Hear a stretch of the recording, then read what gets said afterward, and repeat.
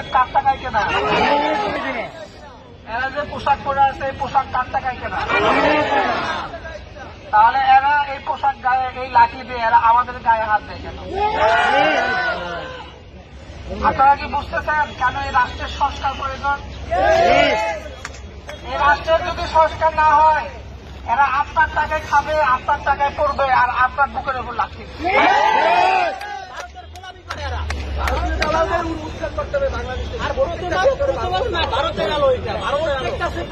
এখন বলেন ভাই, নির্বাচন দরকার না সংস্কার দরকার? আমরা নির্বাচন দিয়ে কি করবো যদি এই বাহিনীগুলো, যত বাহিনী আছে এই বাহিনীগুলো গড়ে তুলছি আমরা আমাদের জন্য। পুলিশ গড়ে তুলছি যেন আমরা রাতে ঘুমাইতে পারি, সেই জন্য।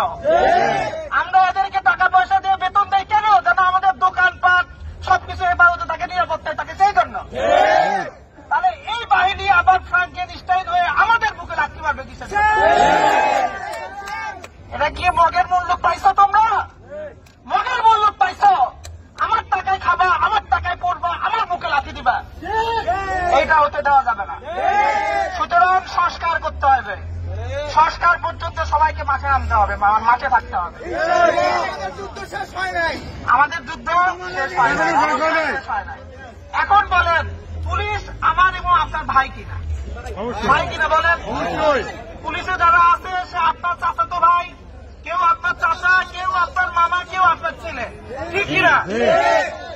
আমি এবং আপনি কেন নিজের ভাইয়ের বিরুদ্ধে, নিজের চাচার বিরুদ্ধে যুদ্ধ করতে হবে? কেন? এটা নিশ্চয় সিস্টেম। এই সিস্টেম নিশ্চয় এদেরকে খারাপ করে ফেলতেছে।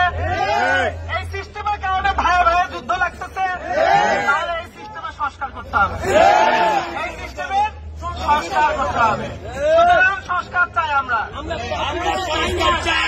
সংস্কার চাই। এই যে অটো রিক্সা চালকরা এই যে আজকে মাঠে নেমে আসতে বাধ্য হলো কেন? এই রাষ্ট্রের আর গুরুত্বপূর্ণ কাজ নাই? সব বাদ দিয়ে এই রিক্সা নিষিদ্ধ করতে হবে আগে। সব বাদ দিয়ে আগে এই রিক্সা নিষিদ্ধ করতে হবে। গরিব মানুষের পেটে লাথি মারতে হবে। এটাই কি প্রথম কাজ ছিল? না আরো আছে? গরিবের এই যে বড় লোকের ঘরে এসি আছে, এসি তো বন্ধ হয় না, কারেন্ট নষ্ট হয় না, কারেন্ট নষ্ট হয় না, সব জায়গায় পড়ে গরিবের মাথার উপরে, সব গরিবের মাথার উপরে পড়ে। আর এত টেন্স হওয়ার কি আছে? এমন একটা প্রশাসনের প্রস্তুতি, মনে হচ্ছে যে আমরা লাঠি যুদ্ধ করতে আসছি। আমরা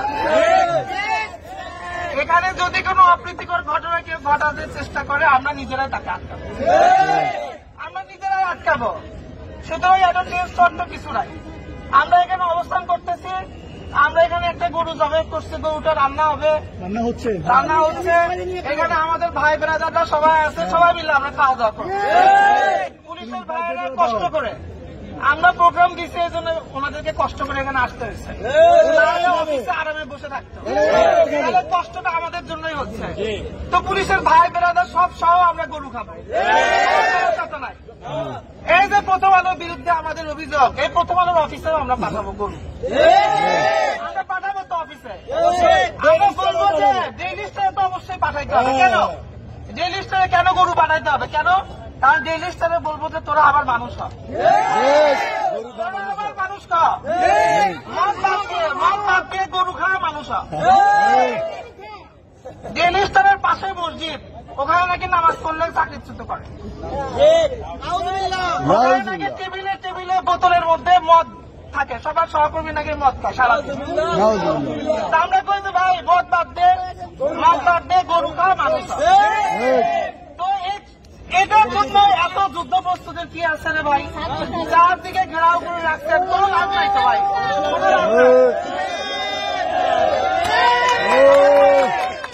সবাই বসে, সবাই বসে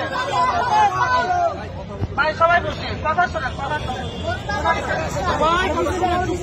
ব্যাপারগুলো বোঝার চেষ্টা করেন। ব্যাপার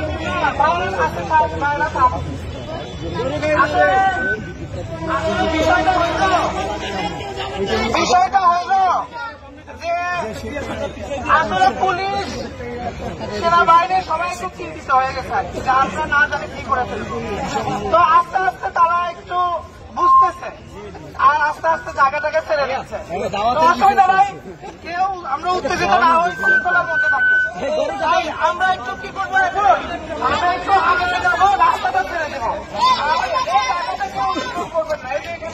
ভাই পিছনে ব্যানার টানান ব্যানার আমাদের পিছনে এখানে